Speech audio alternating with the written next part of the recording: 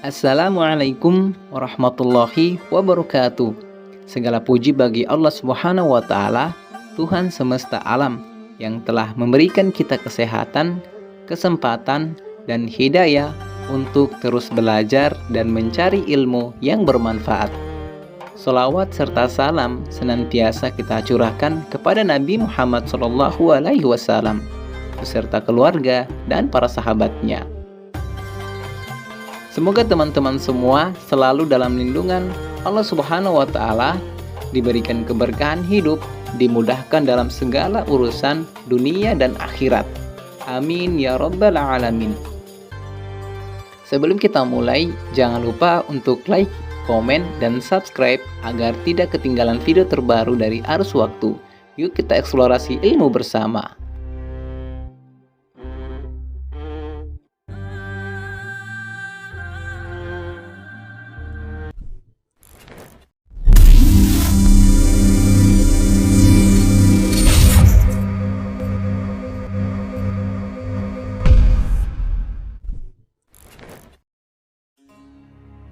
Dalam ajaran Islam, langit bukan hanya sekadar hamparan luas di atas kita, tetapi terdiri dari 7 lapisan yang memiliki penghuninya masing-masing.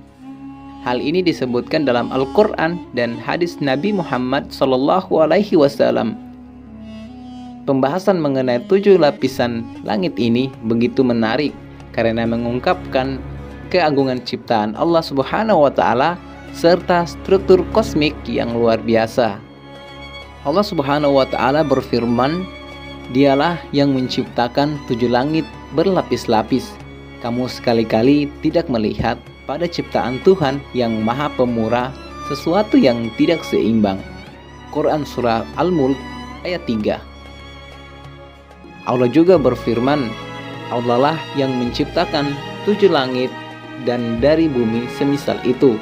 Perintah Allah berlaku padanya agar kamu mengetahui bahwa sesungguhnya Allah Maha Kuasa atas segala sesuatu dan sesungguhnya ilmu Allah benar-benar meliputi segala sesuatu." Quran Surah At-Tolak ayat 12. Dalam hadis yang diriwayatkan oleh Imam Ahmad dan Tirmidzi, Rasulullah Shallallahu Alaihi Wasallam dalam perjalanan Isra Mi'raj bertemu dengan berbagai nabi di setiap lapisan langit. Dari sini, para ulama menjelaskan bahwa setiap langit memiliki penghuninya masing-masing.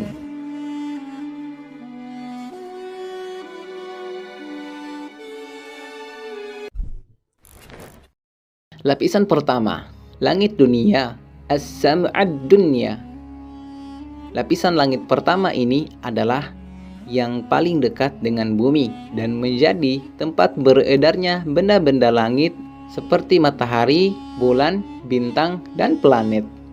Allah Subhanahu wa taala berfirman, "Sesungguhnya kami telah menghiasi langit dunia dengan bintang-bintang dan kami jadikan bintang-bintang itu sebagai alat pelempar setan." Quran Surah Al-Mulk ayat 5. Adapun penghuni langit pertama, yaitu yang pertama, para malaikat penjaga yang bertugas mengatur alam semesta sesuai perintah Allah.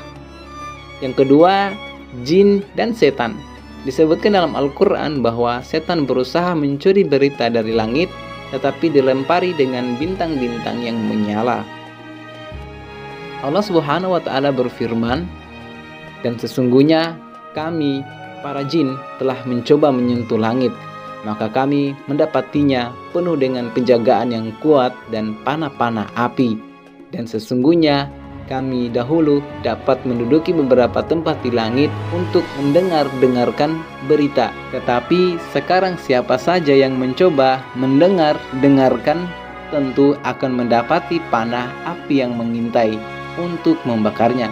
Quran Surah Al-Jin ayat 8 hingga 9. Ayat ini menggambarkan perubahan yang dialami oleh bangsa jin setelah diutusnya Nabi Muhammad SAW. Sebelumnya mereka bisa mencuri dengar berita dari langit, Tetapi kemudian langit dijaga dengan ketat oleh malaikat dan dipenuhi dengan panah-panah api atau meteor yang menghalangi mereka. Ini menandakan bahwa wahyu yang diturunkan kepada Nabi Muhammad SAW benar-benar terjaga dan tidak bisa diganggu oleh jin atau setan. Yang ketiga, Nabi Adam alaihissalam. Dalam hadis Isra Mi'raj, Nabi Adam alaihissalam ditemui Rasulullah SAW di langit pertama. Hadis riwayat Bukhari dan Muslim. Ketika Rasulullah SAW melakukan perjalanan Mi'raj, beliau ditemani oleh malaikat Jibril hingga tiba di langit pertama. Di sana Jibril meminta izin untuk masuk, dan setelah diizinkan, Rasulullah SAW bertemu dengan Nabi Adam alaihissalam. Menurut riwayat, Nabi Adam alaihissalam menyambut Rasulullah SAW dengan hangat dan mendoakan kebaikan untuknya. Nabi Adam juga diperlihatkan dua kelompok manusia di sisinya.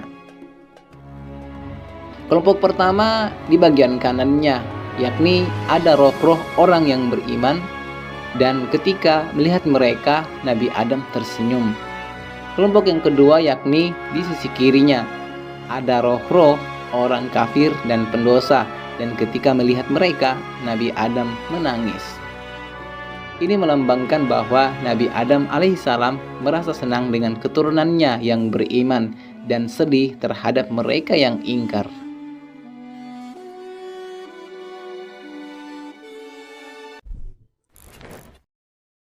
Lapisan langit kedua. Langit kedua lebih tinggi dari langit pertama dan memiliki peran khusus dalam tatanan alam semesta. Adapun penghuni langit kedua, yang pertama, malaikat-malaikat Allah yang bertugas melaksanakan perintah Allah. Yang kedua, Nabi Isa alaihissalam dan Nabi Yahya alaihissalam. Dalam hadis Isra Mi'raj, Nabi Muhammad SAW bertemu mereka di langit kedua. Hadis riwayat Muslim. Setelah melewati langit pertama dan bertemu dengan Nabi Adam alaihissalam, Rasulullah SAW melanjutkan perjalanan ke langit kedua. Jibril meminta izin untuk masuk dan setelah diperbolehkan, Rasulullah SAW bertemu dengan Nabi Isa alaihissalam dan Nabi Yahya alaihissalam.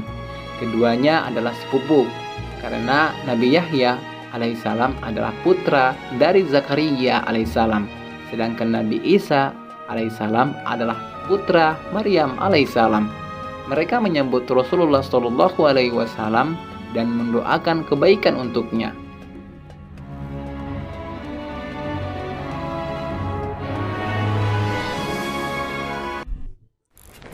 Lapisan langit ketiga. Langit ketiga adalah tempat yang lebih mulia dan dihuni oleh malaikat serta nabi pilihan. Adapun penghuni langit ketiga yaitu pertama, malaikat-malaikat Allah yang mengatur tugas-tugas tertentu. Yang kedua, Nabi Yusuf alaihissalam. Rasulullah SAW bertemu dengan Nabi Yusuf alaihissalam di langit ketiga. Hadis riwayat Muslim. Diriwayatkan dari Anas bin Malik radhiyallahu anhu, Rasulullah SAW bersabda, "Kemudian Jibril naik bersamaku ke langit ketiga, lalu ia meminta izin untuk masuk. Lalu dikatakan, 'Siapa ini?' Jibril menjawab, 'Jibril.' Ditanyakan lagi, 'Siapa bersamamu?' Jibril menjawab, 'Muhammad.' Lalu dikatakan, 'Apakah dia telah diutus?' Jibril menjawab, 'Ya.' Maka dibukakanlah pintu untuk kami, dan aku bertemu dengan Yusuf. Lalu dia menyambutku dan mendoakan kebaikan untukku." Hadis riwayat Bukhari nomor 349, Muslim nomor 162.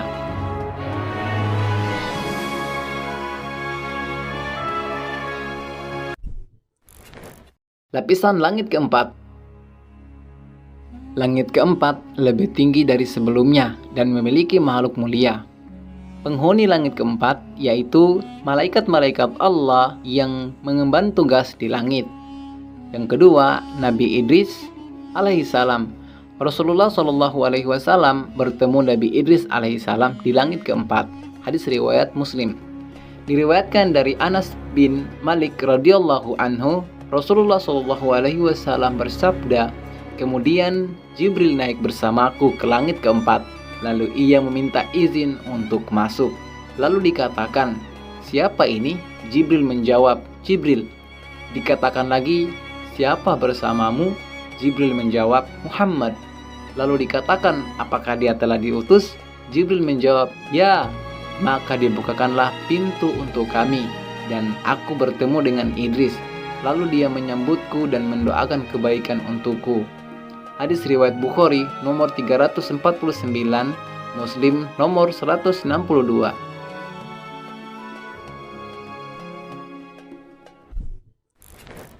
Lapisan langit kelima. Langit kelima adalah salah satu tingkat langit yang lebih dekat dengan arsy Allah. Di antaranya, yang pertama, malaikat-malaikat Allah yang bertugas di lapisan ini. Yang kedua, Nabi Harun alaihissalam. Rasulullah Shallallahu Alaihi Wasallam bertemu Nabi Harun alaihissalam di langit kelima. Hadis riwayat Muslim.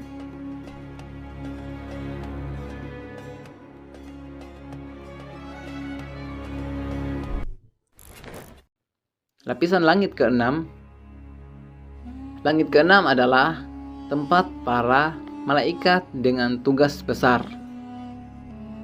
Adapun penghuni langit keenam, diantaranya yang pertama, malaikat Allah yang menjalankan tugas sesuai kehendak Allah. Yang kedua, Nabi Musa alaihissalam. Nabi Muhammad SAW bertemu Nabi Musa alaihissalam di langit keenam. Hadis riwayat Muslim.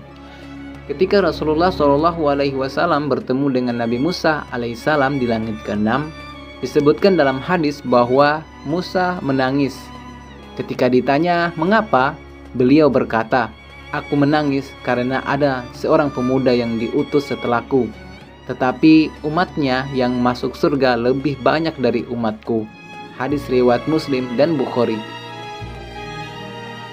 Ini menunjukkan bahwa Nabi Musa alaihissalam merasa takjub dan sedih karena keutamaan yang diberikan kepada umat Nabi Muhammad Shallallahu Alaihi Wasallam.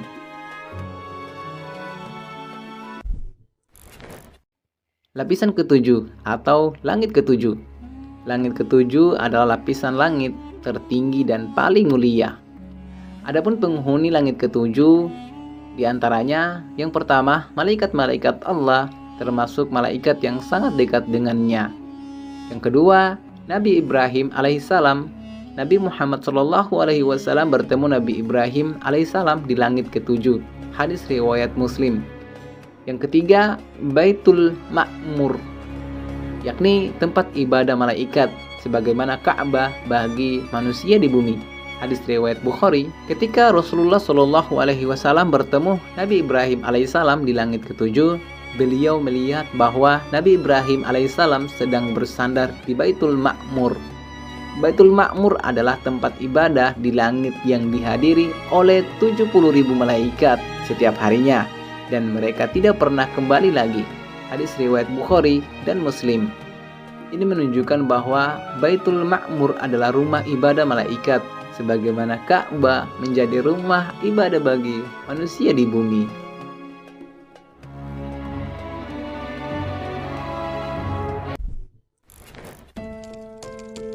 7 lapisan langit yang disebutkan dalam Al-Quran dan hadis menunjukkan kebesaran Allah Subhanahu wa Ta'ala. Setiap langit memiliki penghuni yang ditugaskan sesuai kehendaknya. Dalam perjalanan Isra Mi'raj, Rasulullah SAW diberi kesempatan bertemu para nabi di setiap langit. Semua ini menjadi bukti bahwa ciptaan Allah Subhanahu wa Ta'ala begitu sempurna dan tidak ada yang sia-sia dalam penciptaannya. Semoga pembahasan ini menambah keimanan kita kepada Allah Subhanahu wa Ta'ala dan semakin memperkuat keyakinan kita terhadap keagungannya. Wallahu a'lam bishawab. Terima kasih telah menyimak pembahasan ini. Jangan lupa untuk like, share, dan subscribe channel Arus Waktu agar tidak ketinggalan konten menarik lainnya. Sampai jumpa di video berikutnya. Wassalamualaikum warahmatullahi wabarakatuh.